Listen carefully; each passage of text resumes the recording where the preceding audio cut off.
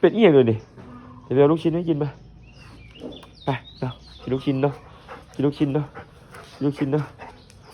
กินลูกชิ้นเนาะลูกเนาะกินลูกชิ้นเนาะไหนพี่โน่น่ารักพี่โน่น่ารักพี่โน่ไม่เล่นแล้วพี่โน่เผาแล้วพี่โน่เผาแล้ว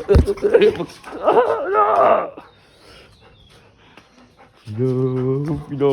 เอารองเท้าพ่อมาก่อนเลยเร็วหยุดโน่โน่งับอีกแล้วโน่โน่ยายเอิญบุกโน่เป็นไงยายมันเป็นอย่างนี้ยายมันเป็นบ้าอย่างนี้ยายเอิญแล้ว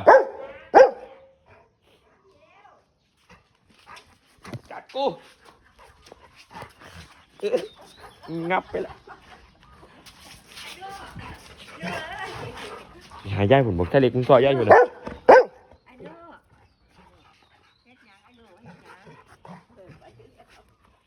ย่ามันปิดบ่ายอย่างย่ามันมากัดข่อยย่ายย่ายโนกัดข้ามกู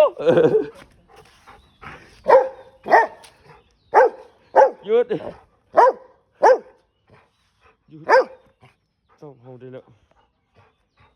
นับแม่ง